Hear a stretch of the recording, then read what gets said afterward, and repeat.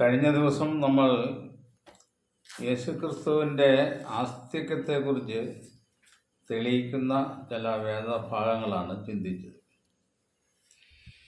യേശുക്രിസ്തു ദൈവത്തിൻ്റെ പുത്രനാണെന്നും ക്രിസ്തുവിനൊരു ആത്മീയ ശരീരമുണ്ടെന്നും ആത്മശരീരത്തിലാണ് അവൻ പുനരുത്ഥാനം ചെയ്തതെന്നും ഇനി യേശുവിന് മർത്യശരീരം സ്വീകരിക്കാൻ സാധ്യമല്ല എന്നുള്ളതിൻ്റെ കാരണത്തെക്കുറിച്ചും അങ്ങനെ പല ക്രിസ്തുവിൻ്റെ അവസ്ഥകളെക്കുറിച്ചാണ് നമ്മൾ കഴിഞ്ഞ വീഡിയോയിൽ പറഞ്ഞിരിക്കുന്നത്. അപ്പോൾ യേശു ദൈവത്തിൻ്റെ പുത്രനാണ്. ഈ അവസ്ഥാവിശേഷങ്ങളിൽ 3 കാര്യങ്ങളിലും അപ്പോഴും ആ പുത്രത്വത്തിന് മാറ്റമില്ല എന്നുള്ളതാണ്. യേശുവിനെ പുത്രനെന്ന് നമ്മൾ മനസ്സിലാക്കുമ്പോൾ ഒരു പിതാവിൽ നിന്ന് ജനിച്ചവനാണെന്നുള്ള വസ്തുത സംശയാതീതമായി ഉള്ള വിഷയമാണ്. ഇന്ന് നമ്മൾ ചിന്തിക്കുന്നത് പിതാവായ ദൈവത്തെക്കുറിച്ചുള്ള വേദപുസ്തകത്തിൻ്റെ വെളിപ്പെടുത്തലുകൾ.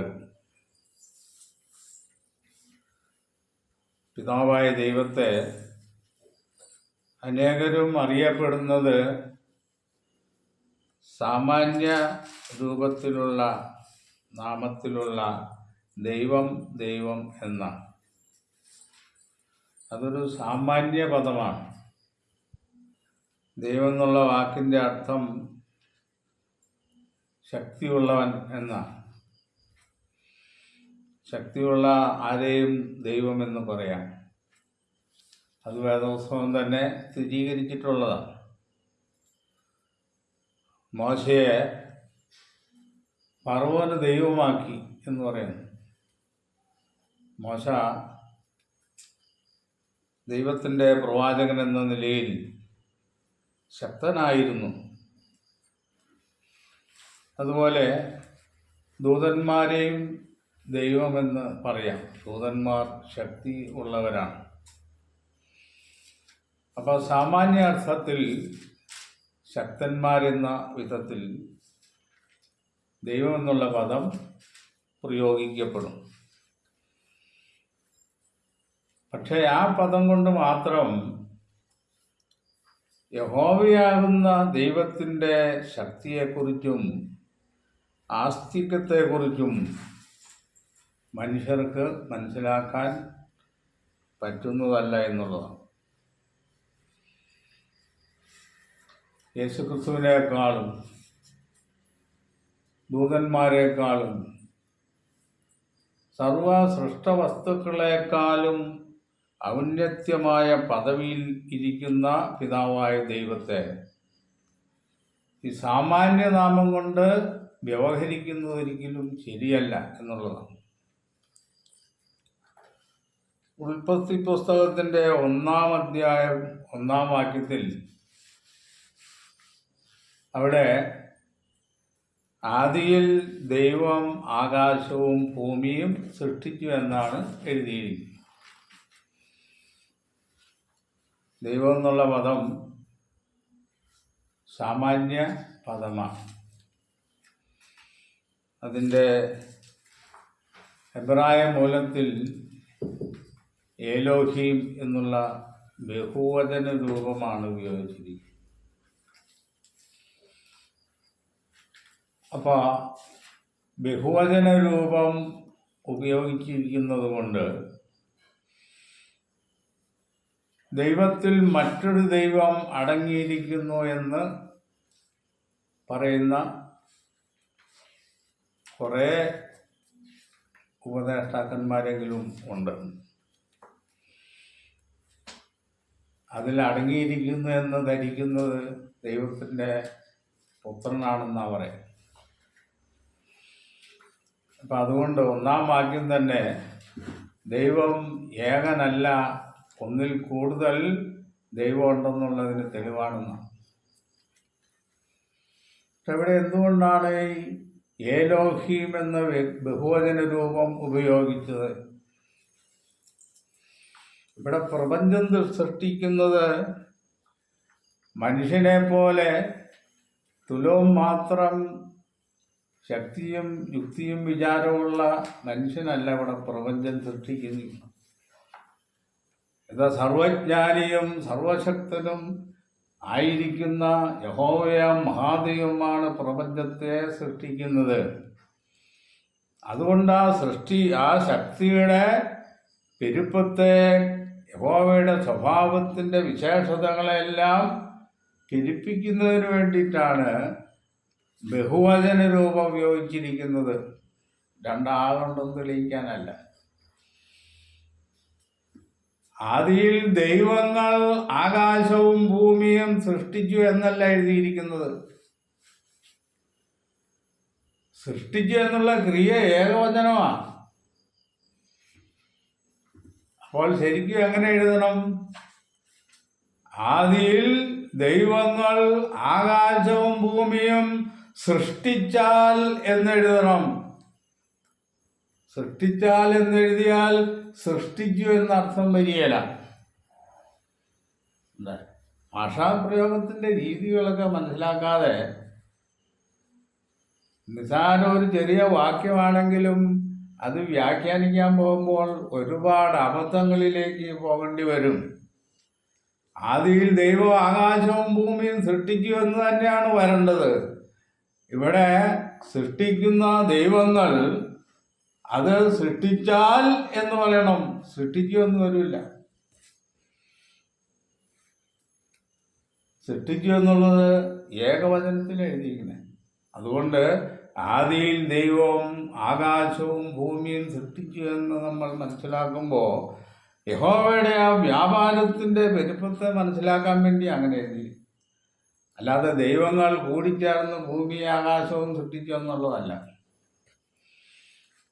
അത് ആ വിഷയം നമ്മൾ വിശദീകരിക്കണമെങ്കിൽ ബിഗ് ബാങ് തിയറിയോട് വേണം അത് കൂട്ടി നമുക്ക് പഠിക്കാൻ. അതുപോലെ ഒരു വിഷയമായിട്ട് ഞാൻ പറയുന്നില്ല, അത് പിന്നീട് പറയും. അപ്പോൾ സാമാന്യ അർത്ഥം വരുന്ന ദൈവം എന്നുള്ള പദമാണ് ഇന്നും സകല മനുഷ്യരും ഉപയോഗിച്ചു കൊണ്ടിരിക്കുന്നത്. ദൈവത്തിന് മാത്രമായിട്ടൊരു സംജ്ഞാനാമം ഉണ്ടെന്നുള്ള കാര്യം ആധികാരികമായിട്ട് ഒരു വേദപണ്ഡിതനും ഒരു വേദവിദ്യാർത്ഥികളും മനസ്സിലാക്കുന്നില്ലെന്നുള്ളതാണ്. യഹോവ എന്ന പദം നമുക്ക് മലയാളത്തിൽ യഹോവ എന്ന് എഴുതി കിട്ടിയിരിക്കുന്നു. ഇതിൻ്റെ ഗ്രീക്ക് മൂലത്തിൽ JHVH എന്ന ആ പദം അതെങ്ങനെ ഉച്ചരിക്കുന്നോ അതാണ് യഹോവയുടെ പേര്, ദൈവത്തിൻ്റെ പേര്. അത് എബ്രായർ എങ്ങനെ ഉപയോഗിക്കുന്നു? അവർ യാഹ് എന്ന് പറയുന്നുണ്ട്. യാഹ് അപ്പോഴും ഉദ്ദേശിക്കുന്നത് ഈ ഏകദൈവമായ യഹോവയെക്കുറിച്ച് മാത്രമാണ്. അതിൽ ബഹുദൈവങ്ങളൊന്നും അടങ്ങിയിരിക്കുന്നില്ല. അപ്പം ഇങ്ങനെ ദൈവമെന്നുള്ള പദം വിശേഷാർത്ഥത്തിൽ ദൈവത്തിന് മാത്രമേ ചേരുകയുള്ളൂ. അത് യേശുക്രിസ്തുവിന് പോലും ചേരുകയില്ല. എന്താണെന്ന് വെച്ചാൽ ദൈവത്തിൻ്റെ വിശേഷ സ്ഥാനപ്പേര് സർവശക്തൻ എന്നാണ്. സർവശക്തൻ എന്ന് പറയുമ്പോൾ ഏക വ്യക്തിയെ ആയിരിക്കാവുള്ളൂ. ഒന്നിൽ കൂടുതൽ വ്യക്തികളുണ്ടെങ്കിൽ, ദൈവങ്ങളുണ്ടെങ്കിൽ ആരും സർവശക്തിയുള്ള ദൈവമാകില്ല. ഒരു ദൈവം ഉണ്ടെങ്കിൽ മാത്രമേ ആ ദൈവത്തെ സർവശക്തൻ എന്ന് പറയാൻ പറ്റുകയുള്ളൂ. അപ്പം എങ്ങനെയാണ് മനുഷ്യൻ ദൈവത്തിങ്കിലേക്ക് എത്തുന്നത് എന്ന് പറഞ്ഞാൽ ദൈവത്തെക്കുറിച്ചുള്ള അറിവിലേക്ക് എങ്ങനെയാണ് മനുഷ്യൻ എത്തിച്ചേരേണ്ടത് എന്നുള്ളതാണ്. നമുക്കിവിടെ ഒരുപാട് തത്വസംഹിതകളുണ്ട്, സയൻസ് പരമായിട്ട് ഒരുപാട് അറിവുകളും കണ്ടുപിടുത്തങ്ങളും ഒക്കെ ഉണ്ട്. യുക്തിവാദികൾ, നിരീശ്വരവാദികൾ ഇങ്ങനെ പറയുന്ന വിഭാഗങ്ങളുണ്ട്. ഈ പറയുന്ന എല്ലാ വിഭാഗങ്ങളും പ്രപഞ്ചത്തിനൊരു സൃഷ്ടാവുണ്ടെന്നുള്ള അടിസ്ഥാന സത്യം ധിക്കരിച്ചുകൊണ്ടാണ് സംസാരിക്കുന്നത് എന്നുള്ള, അത് മറന്നിട്ടാ സംസാരിക്കണേ. അപ്പൊ ദൈവവിശ്വാസം എന്ന് പറഞ്ഞാൽ അതൊരു പഴഞ്ചൻ കഥയല്ലേ. മനുഷ്യൻ പ്രകൃതിയിലെ പല കാര്യങ്ങളും ഭയക്കുന്നു. എന്തിനാ? ഭൂകമ്പം, കൊടുങ്കാറ്റ്, അത്യുഷ്ണം, ഇങ്ങനെയുള്ള പ്രപഞ്ചത്തിലുണ്ടാകുന്ന ദുരന്തങ്ങളെ ഭയക്കുന്നത് കൊണ്ട് ഒരു താൽക്കാലിക ശമനം കിട്ടാൻ വേണ്ടി ദൈവമെന്നുള്ള ഒരു ചിന്തയെ ഉണർത്തുകയും ദൈവത്തോട് പ്രാർത്ഥിക്കുകയും അതുവഴി ഒരു താൽക്കാലികമായ ആശ്വാസം കിട്ടുന്നതിന് വേണ്ടിയിട്ടാണ് ദൈവവിശ്വാസം എന്നാണ്. ശാശ്വതമായ ഒരു പ്രതിഫലവും ഉണ്ടാകുന്നത്.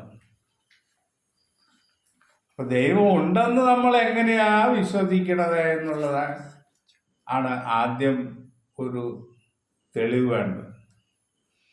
അതിനാണ് നമുക്കൊരു ഇക്വേഷൻ ആവശ്യം, ഒരു ദൈവം ഉണ്ട് എന്ന് സ്ഥാപിക്കാൻ. പ്രപഞ്ചത്തിലെ സൃഷ്ടവസ്തുക്കൾ,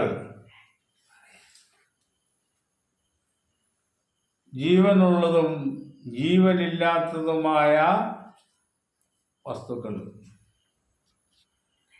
ഇതിനെ ഓരോന്നിനെയും വ്യക്തിപരമായിട്ടെടുത്ത് പരിശോധിച്ചാൽ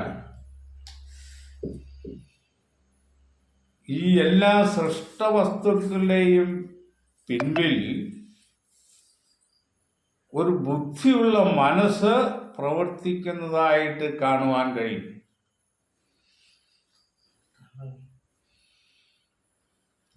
ബുദ്ധിയുള്ള മനസ്സിന്റെ പ്രവർത്തനം യുക്തിയുക്തമായിരിക്കും എന്നുള്ളതാണ് ഒരു കാര്യം. മറ്റൊന്ന്, അത് യാഥാർത്ഥ്യങ്ങളോട് ബന്ധമുള്ളതായിരിക്കും.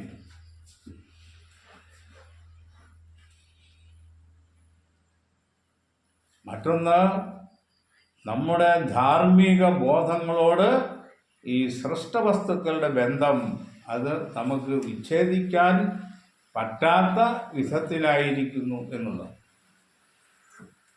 ഇതെല്ലാം ഒരു യാദൃച്ഛിക സംഭവമായിട്ട് തീർന്നതാണ് എന്ന് യുക്തിയും ബുദ്ധിയും ചിന്തയുമുള്ള മനുഷ്യർക്ക്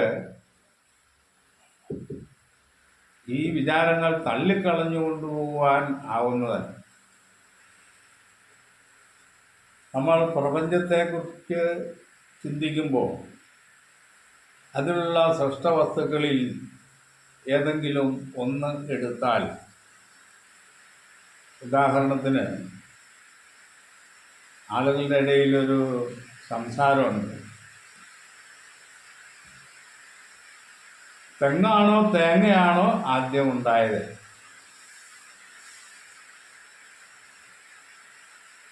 എന്താണ് അങ്ങനെ ചോദിക്കാൻ കാരണം?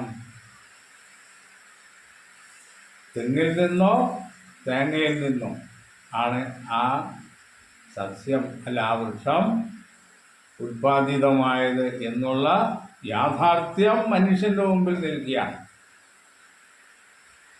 അപ്പോൾ തെങ്ങുണ്ടാകാനാണ്, തേങ്ങയുണ്ടാകാനാണ് എന്ന് പറഞ്ഞാൽ തെങ്ങോ തേങ്ങയോ ഉണ്ടാകുവാൻ വേണ്ടി ഇതിൽ ഏതെങ്കിലും ഒന്ന് ആണ് ആദ്യം ഉണ്ടായത്.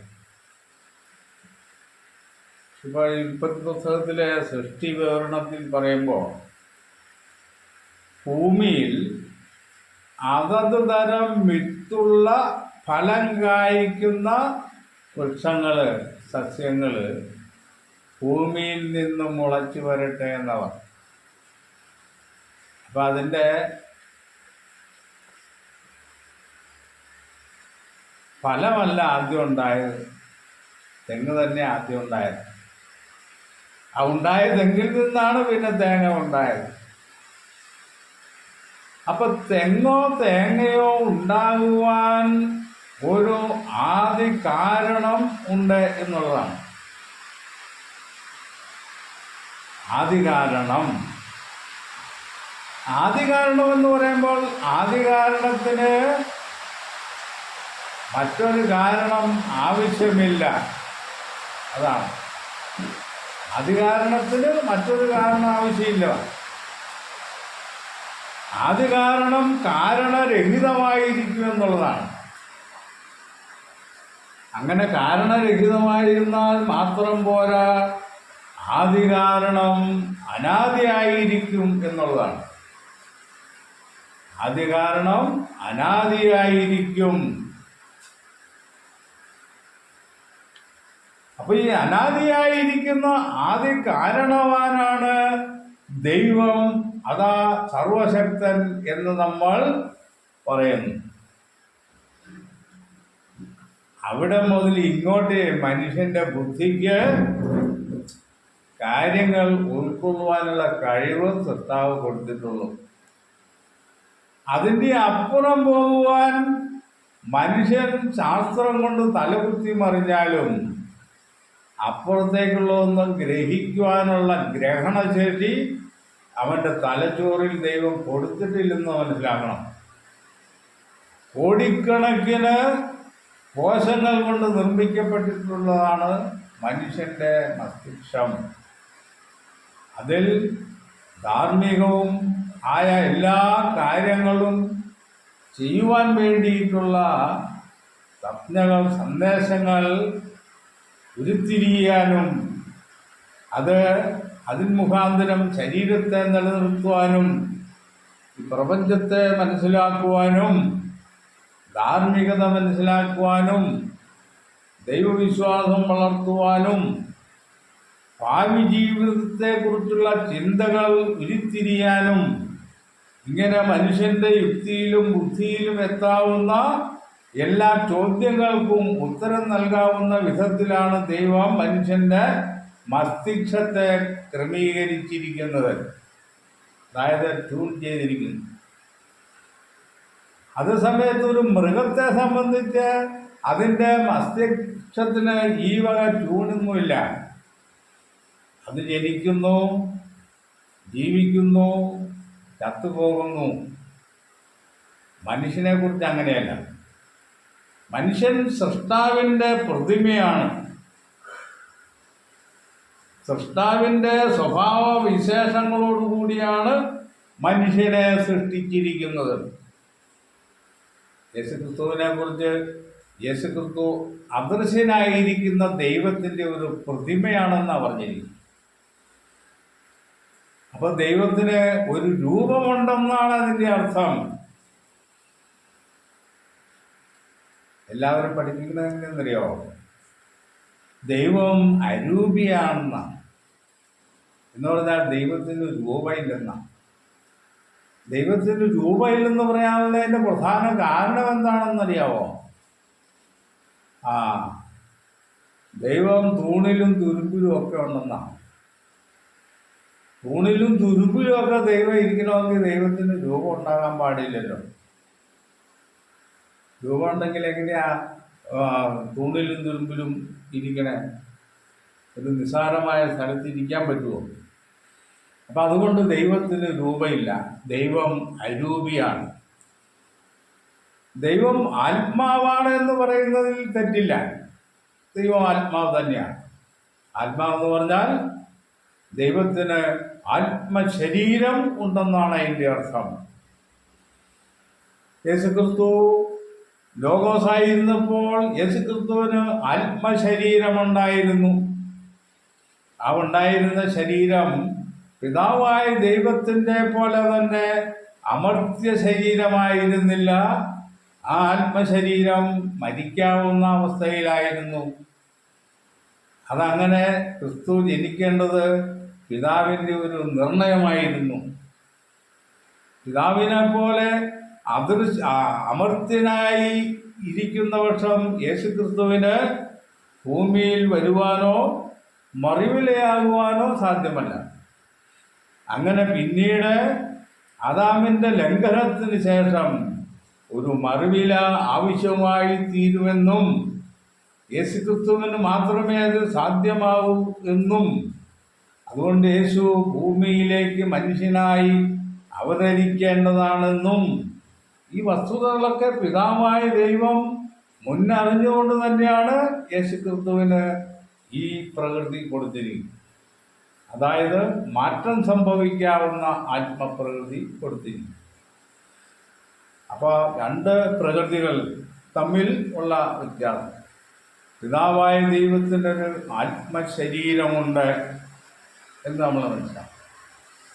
ഈ ദൈവത്തിലേക്ക് നമ്മൾ എത്തുക എന്ന് കാര്യകാരണ ബന്ധങ്ങളിൽ കൂടെ അല്ലാതെ ഒരു മനുഷ്യർക്കും ദൈവത്തെക്കുറിച്ചുള്ള ആ ബോധത്തിലേക്ക് എത്തുവാൻ കഴിയില്ല.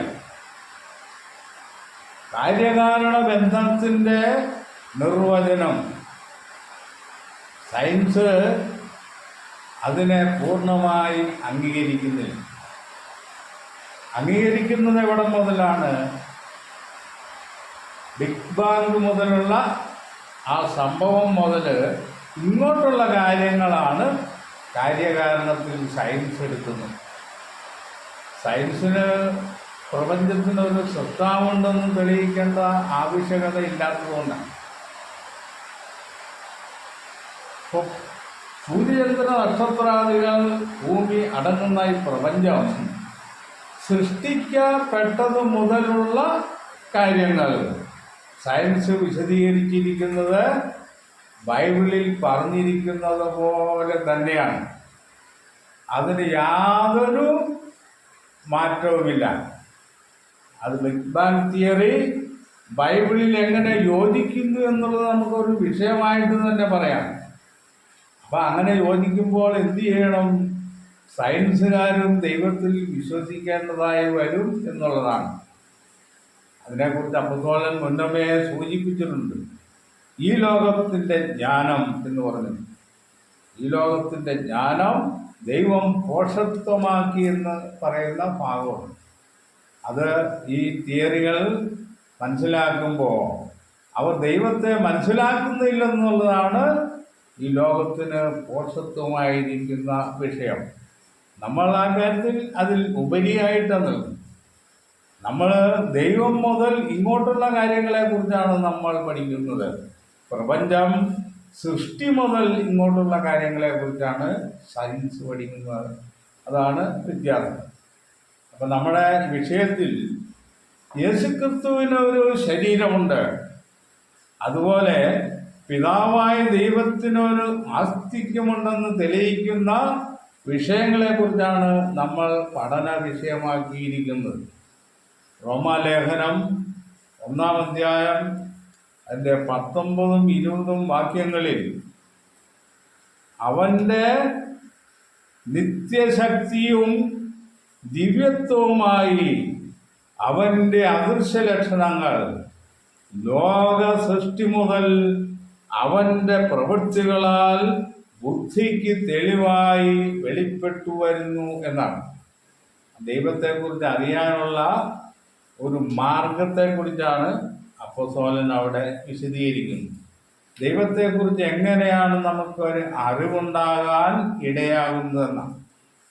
കാരണം ദൈവത്തെ നേരിട്ട് കണ്ട് കാര്യങ്ങൾ മനസ്സിലാക്കാനും കേട്ട് ഗ്രഹിക്കാനും അങ്ങനെ മനുഷ്യൻ്റെ ചിന്ത പോലെ മനുഷ്യനുമായിട്ട് ഇടപഴകുവാനോ സംസാരിക്കുവാനോ ഉള്ള അവസ്ഥയിലല്ല പിതാവായ ദൈവം, സ്വർഗസ്ഥനായ ദൈവം.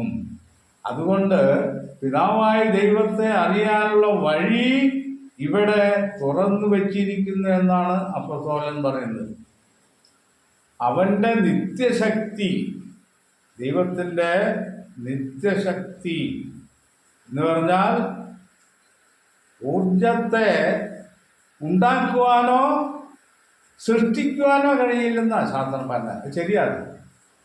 ഊർജം എന്നും ഉള്ളതാണ്. ദൈവത്തിൻ്റെ ശക്തി എന്നും ഉള്ളതാണ്. അത് പ്രത്യേക ഒരു അവസരത്തിൽ സൃഷ്ടിക്കപ്പെട്ടതോ പ്രത്യേക ഒരു കാലഘട്ടത്തിൽ നശിച്ചു പോകുന്നതല്ല. ഊർജത്തിൽ നിന്നാണ് ഈ പ്രപഞ്ചമുണ്ടായിട്ടുള്ളത്. ഊർജമെന്ന് പറഞ്ഞാൽ അദൃശ്യമായ ഒരവസ്ഥയാണ്. ഊർജത്തെ കാണാൻ കഴിയില്ല. ഊർജം പിണ്ഡമായി തീർന്നതാണ് ഈ പ്രപഞ്ചം. എവിടെ നിന്നാണ് ഈ ഊർജം ഉണ്ടായിരിക്കുന്നത്?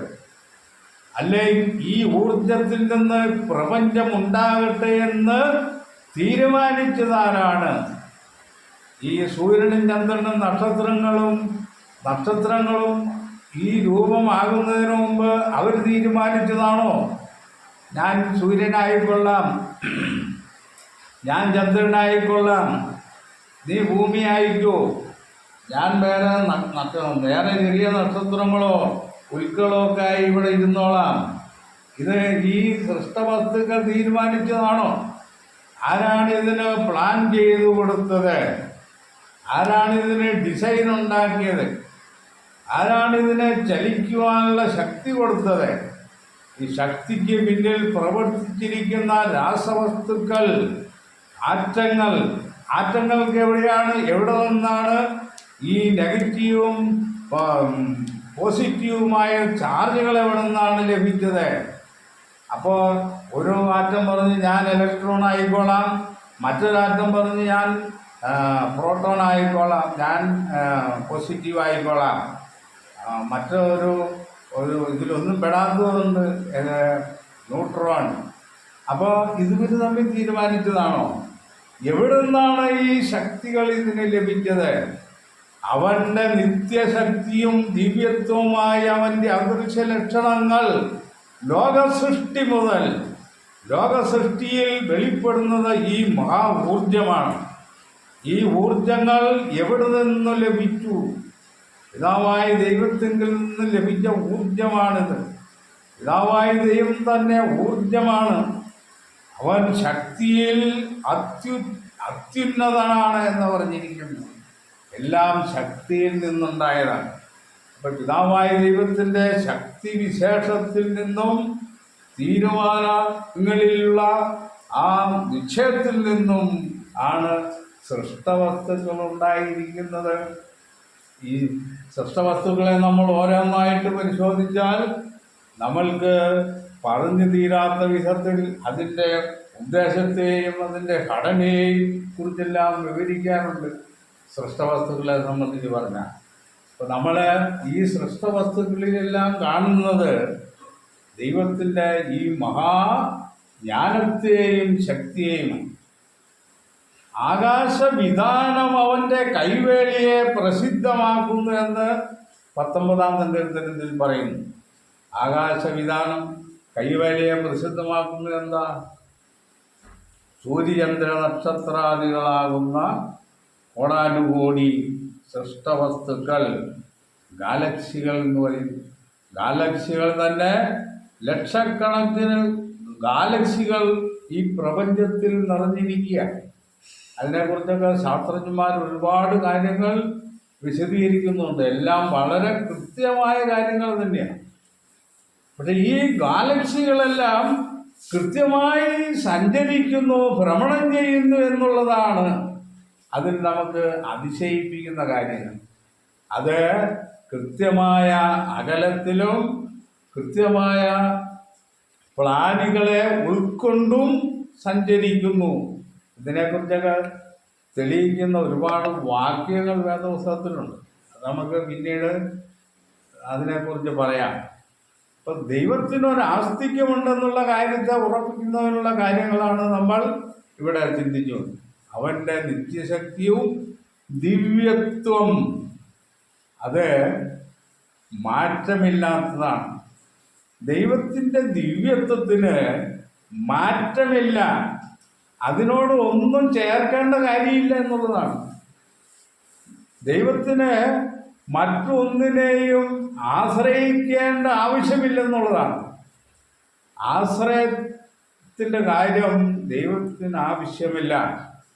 അതേസമയം ദൈവത്തിൻ്റെ പുത്രനും പല കാര്യങ്ങൾക്ക് വേണ്ടി ദൈവത്തെ ആശ്രയിച്ചിട്ടുണ്ട്.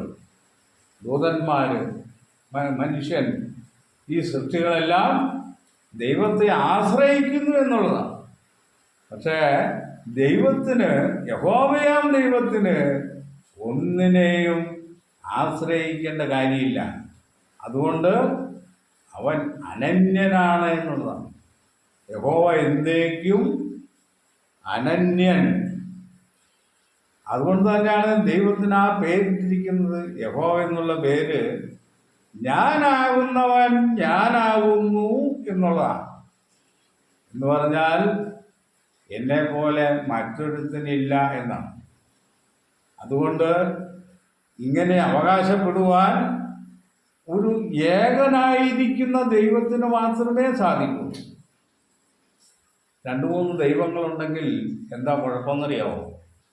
അവർ തമ്മിൽ അഭിപ്രായ വ്യത്യാസങ്ങളുണ്ട്. അഭിപ്രായ വ്യത്യാസങ്ങളുണ്ടായിട്ട് അവർ തമ്മിൽ എപ്പോഴെങ്കിലും വേർപെടും. അങ്ങനെ ശണ്ടയായി, കലഹമായി, മറ്റേ സൃഷ്ടവസ്തുക്കളെ കുറിച്ച് ഉദ്ദേശിക്കുന്ന കാര്യങ്ങളെല്ലാം അരാജകത്വത്തിലാണ്. ദൈവം ധന്യനായ ഏകാധിപതി എന്നാണ് പിതാവായ ദൈവത്തെക്കുറിച്ച് വിശേഷിപ്പിച്ചിരിക്കുന്നത്. അതായത് യഹോവയുടെ ഏകാധിപത്യത്തിൻ കീഴിൽ ധന്യത നിറഞ്ഞിരിക്കുന്നു എന്നുള്ളതാണ്. അത് മറ്റുള്ളവർക്ക് ഒരു കാരണവശാലും ദോഷത്തിനല്ല.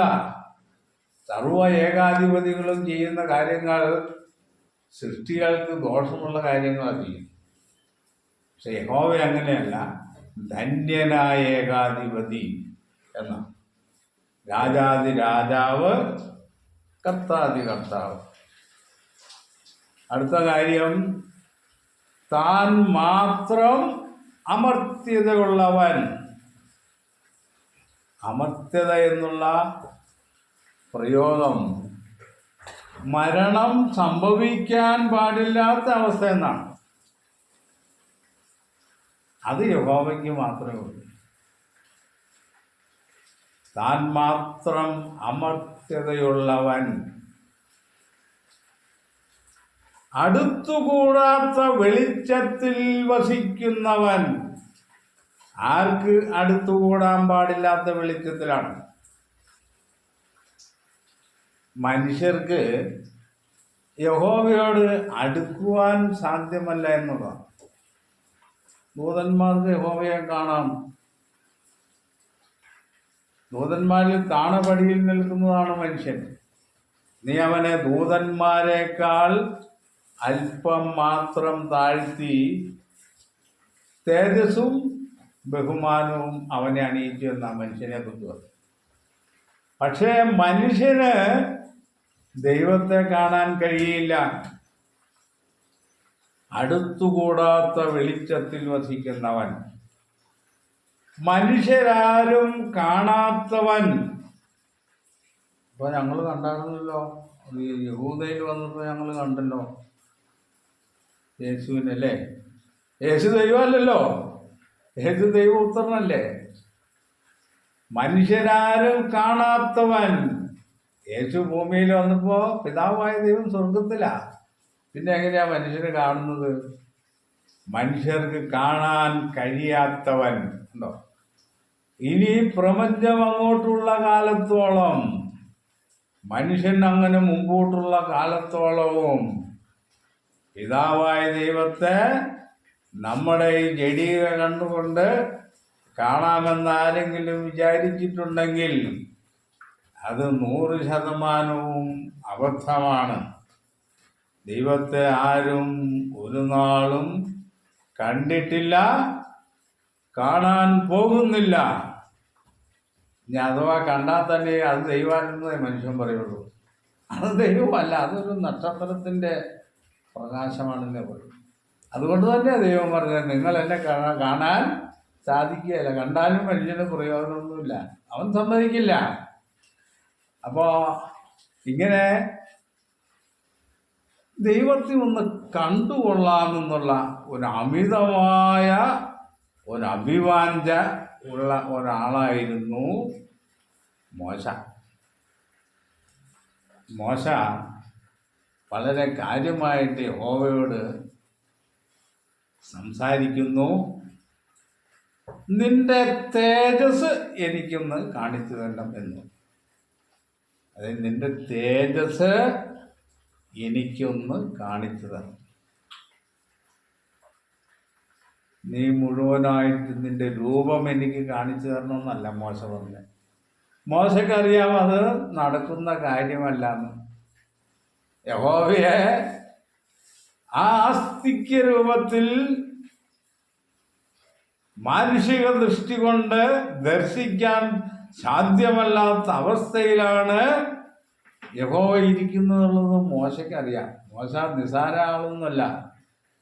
അതുകൊണ്ടാണ് മോശയ്ക്ക് ഒരു ചെറിയ ദാഹശമനത്തിന് വേണ്ടി നിന്റെ തേജസ് എനിക്കൊന്ന് കാണിച്ചു തരണമെന്ന് പറഞ്ഞു.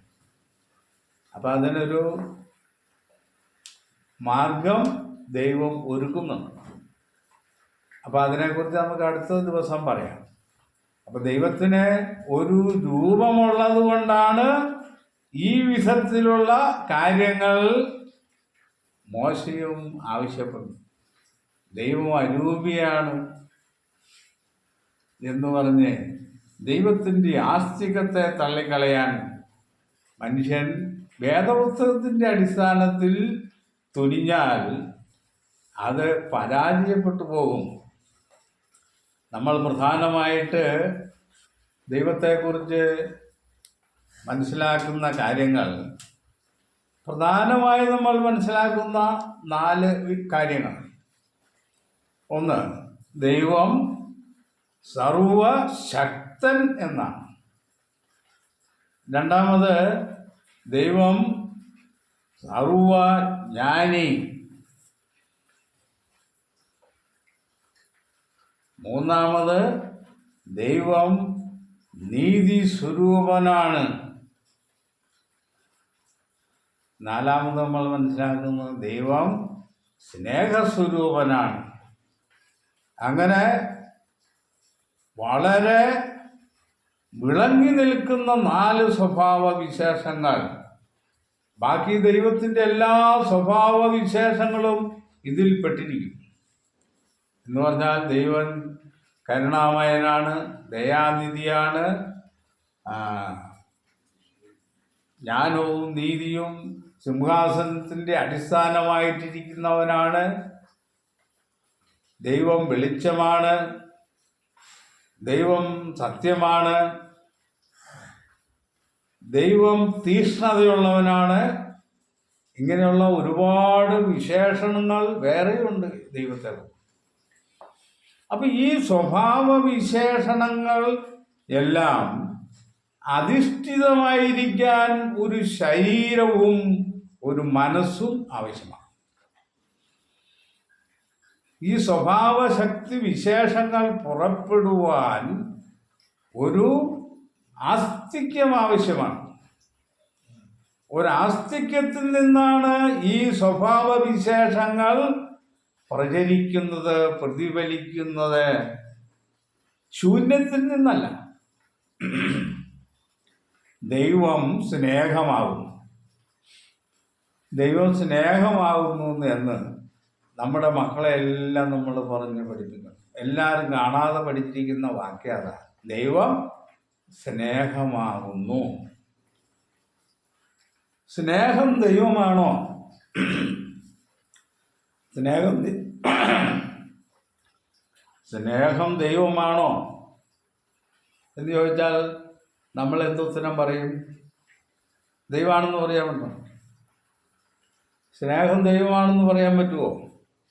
അപ്പം എന്തുകൊണ്ടാണ് ദൈവം സ്നേഹമാണെന്ന് പറഞ്ഞിരിക്കുന്നത്?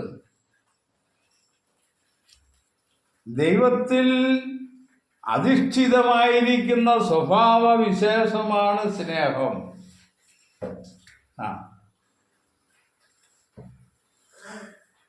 ഒരു ശാസ്ത്രജ്ഞൻ പറഞ്ഞപ്പോൾ ദൈവവിശ്വാസം മനസ്സിലും തലച്ചോറിലും ആണെന്നു. മനസ്സിലും തലച്ചോറിലും ആണ് ദൈവവിശ്വാസം. അതും ഒരു തോന്നൽ മാത്രമാണെന്നാണ് ഒരു ശാസ്ത്രജ്ഞൻ പറഞ്ഞ. ദൈവവിശ്വാസം ഒരു തോന്നൽ മാത്രം. തലച്ചോറിന് ന്യൂറോൺ എന്ന് പറയുന്നൊരു ഭാഗമുണ്ടെന്ന്. ന്യൂറോൺ കോശങ്ങൾ, അനവധിയുള്ള കോശങ്ങൾ ചേർന്നൊരു ഭാഗം.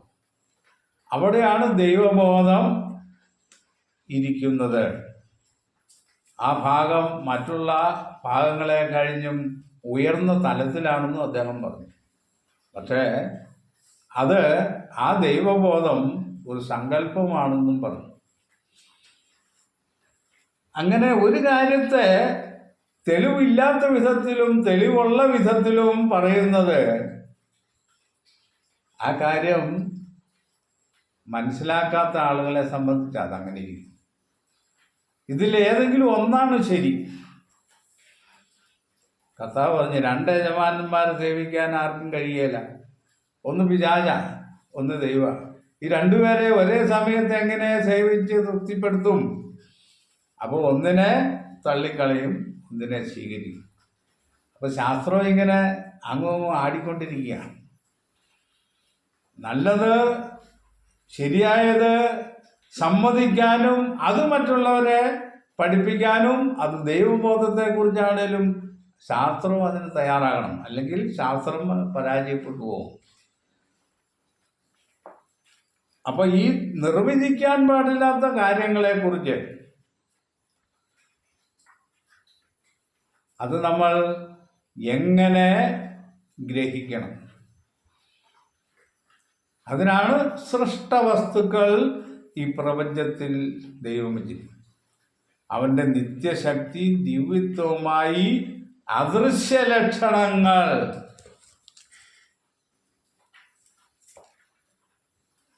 ലോക സൃഷ്ടി മുതൽ ദൈവം അദൃശ്യനാണ്. അദൃശ്യനായ ദൈവത്തിൻ്റെ പ്രവൃത്തിയിൽ കൂടെയാണ് ഒരു ദൈവമുണ്ടെന്ന് ലോക ജനതയ്ക്ക് മനസ്സിലാക്കേണ്ടത്. അങ്ങനെയാണ് ലോക ജനത. അദൃശ്യ ലക്ഷണങ്ങൾ ലോക സൃഷ്ടി മുതൽ അവൻ്റെ പ്രവൃത്തികളാൽ, അതായത് 1380 കോടി വർഷമായിട്ടാണ് പ്രപഞ്ചമുണ്ടായത് എന്ന് പറഞ്ഞു. 1380 കോടി വർഷം കൊണ്ടാണ് പ്രപഞ്ചമുണ്ടായിരിക്കുന്നതെന്ന് ശാസ്ത്രം പറയുന്നു. അതിൽ മനുഷ്യനുണ്ടായിട്ട് 450 കോടി വർഷമായിട്ടുള്ളൂ എന്നാണ്. നമ്മളതിന് എതിര് പറയാനില്ല. മനുഷ്യനുണ്ടായിട്ട് 450 കോടി വർഷമായി എന്നുള്ള കാര്യത്തിൽ നമുക്കതിനെതിരുണ്ട്. പ്രപഞ്ചം 1380 കോടി വർഷമായിട്ടാണ് പ്രപഞ്ചം ഉണ്ടായതെന്ന് പറയുന്നതിൽ നമുക്ക് അതിശയോക്തിയില്ല. എന്താണെന്ന് വെച്ചാൽ, വെറും ശൂന്യമായി കിടന്ന അവസ്ഥയിൽ ഈ പ്രപഞ്ചം എന്ന് പറയുമ്പോൾ സയൻസ് അതിന് പറയുന്നത് നമ്മുടെ ദൃശ്യപ്രപഞ്ചം കഴിഞ്ഞിട്ടുള്ള പ്രപഞ്ചത്തെക്കുറിച്ച് സയൻസ് പറയാം. ഈ ദൃശ്യപ്രപഞ്ചം ഉണ്ടാകാൻ 1380 കോടി വർഷങ്ങളെടുത്തു എന്ന് പറഞ്ഞാൽ അതൊരിക്കലും ഒരു അതിശയോക്തിയല്ല. കാരണം ഈ ആറ്റങ്ങൾ ചേർന്ന് ഇവിടെ ഈ പിണ്ഡമുണ്ടാകുവാൻ ഇത്രയും കാലങ്ങൾ വേണ്ടി വരും. അതിന് യാതൊരു തർക്കമില്ല. സയൻസ് വളരെ കൃത്യമാണ്. പക്ഷെ മനുഷ്യനുണ്ടായിട്ട് 450 കോടി വർഷമായെന്ന് പറയുന്നതിൽ ഒരുപാട് ദുരൂഹതകളുണ്ട്. അത് നമുക്ക് പിന്നീട് തെളിയിക്കാം. അപ്പം നമ്മുടെ ഇപ്പോഴത്തെ വിഷയം പിതാവായ ദൈവത്തിൻ്റെ ആസ്തികത്തെക്കുറിച്ചാണ്. ഒരു രൂപം, ആത്മശരീരം പിതാവായ ദൈവത്തിന്, ആ ശരീരത്തിലുള്ള മനസ്സിൽ നിന്നും പുറപ്പെടുന്ന വിശേഷങ്ങൾ, ശക്തിവിശേഷങ്ങൾ, ആ വ്യക്തിവിശേഷങ്ങൾ, അതെല്ലാ പ്രപഞ്ചത്തിലെ എല്ലാ സൃഷ്ടവസ്തുക്കളിലും കാണാൻ പറ്റും. കൂടുതലായി ദൈവത്തിൻ്റെ ദൂതന്മാരിലും മനുഷ്യരിലും കാണാൻ പറ്റും. പ്രവൃത്തികൾ കണ്ട് സൃഷ്ടാവിനെ മനസ്സിലാക്കുക. അതിനാണ് ആകാശവിധാനം അവൻ്റെ കൈവേലിയെ പ്രസിദ്ധമാക്കും. നമ്മൾ ഈ ബൈബിളിലെ വാക്യങ്ങൾ പറയുമ്പോൾ സയൻസുകാർക്കൊരു അറപ്പാണ്. ബൈബിൾ പറയുന്നതാണ് സയൻസ് പറയുന്നതെന്ന് നമുക്ക് തെളിയിക്കാം. അതിനുള്ള ധൈര്യമുള്ളതുകൊണ്ട് തന്നെയാണ് കാര്യങ്ങൾ പറയുന്നത്. ബൈബിൾ എന്തു പറയുന്നതോ അത് സയൻസ് തെളിയിച്ചുകൊണ്ടിരിക്കുന്നു എന്നുള്ളത് നമുക്ക് അടുത്തു വരുന്ന ദിവസങ്ങളിൽ കാണുകയും പഠിക്കുകയും ചെയ്യാം. അതുകൊണ്ട് തന്നെ അങ്ങനെ പറയാം. ബൈബിൾ പറയാത്ത ഒരു സയൻസും ഈ പ്രപഞ്ചത്തിൻ്റെ കീഴെ ഒരു ശാസ്ത്രജ്ഞനും കണ്ടുപിടിക്കാൻ സാധ്യമല്ല. ഭൗതിക ശാസ്ത്രമല്ല, പ്രപഞ്ചത്തെക്കുറിച്ച് പറയുന്ന മറ്റ് ശാസ്ത്രങ്ങളല്ല, പരിണാമവാദങ്ങൾ പോലെയുള്ള കാര്യങ്ങൾ, ഇതിനെല്ലാം വേദപുസ്തകം മറുപടി തരും. അത് നമ്മൾ കേൾക്കാനും പഠിക്കാനും തയ്യാറായിരുന്നാൽ മാത്രം മതി. ഇന്നത്തെ നിരൂപണകർത്താക്കൾ, നിരീശ്വരവാദികൾ, യുക്തിവാദികൾ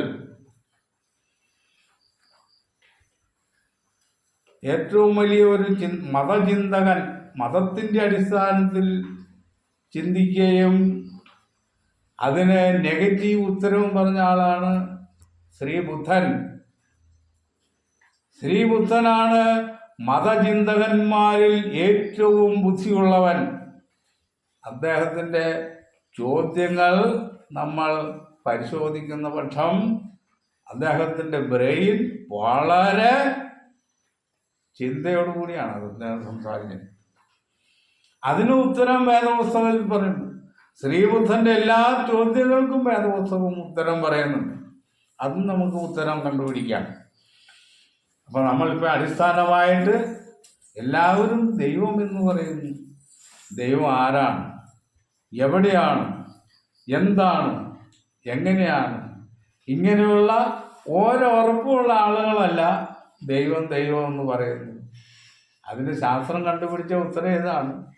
ഈ പ്രപഞ്ചത്തിലുള്ള അദൃശ്യ ശക്തികളെ, പ്രകൃതിയിലുള്ള ദുരന്തങ്ങളെ, കാറ്റിനെ, കടലിനെ, ഭൂകമ്പത്തെ, ഇതെല്ലാം മനുഷ്യൻ ഭയക്കുന്നത് കൊണ്ട് അതിൽ നിന്ന് രക്ഷപ്പെടുവാൻ ഒരു ഉപാധി എന്നോണം ദൈവവിശ്വാസം മനസ്സിൽ വളർത്തുന്നു. അതിൻ്റെ മറവിൽ ഒരു ആശ്വാസം ഇത്രയേ ഉള്ളൂ എന്നാണ് സയൻസ് പറയുന്നത്. പക്ഷേ ഫലത്തിൽ അത് തന്നെയാണ് ഇന്നും കാണുന്നത്. ദൈവം എന്ന് പറയുന്ന വാക്കിൻ്റെ അർത്ഥം പോലും മനസ്സിലാക്കാതെയാണ് ഇന്ന് മതങ്ങൾ ഇവിടെ നിൽക്കുന്നത്. സർവശക്തൻ എന്നുള്ളതിൻ്റെ അർത്ഥം സർവശക്തനായിരിക്കാൻ ഒരാൾക്കേ കഴിയൂ എന്നുള്ള ആ യുക്തിബോധം, ആ യാഥാർത്ഥ്യബോധമില്ലാതെ ബഹുദൈവങ്ങളെ പടച്ചു വിട്ടുകൊണ്ട് മനുഷ്യനെ വഴിതെറ്റിച്ചുകൊണ്ടിരിക്കുന്ന മത നേതാക്കന്മാർ, പണ്ഡിതന്മാരെന്ന് അവകാശപ്പെടുന്നു. ഇവരുടെ എല്ലാ ആശയങ്ങളും തിരുവെഴുത്തുകളുടെ അടിസ്ഥാനത്തിൽ പരിശോധിക്കുകയാണ് നമ്മൾ ചെയ്യുന്നത്.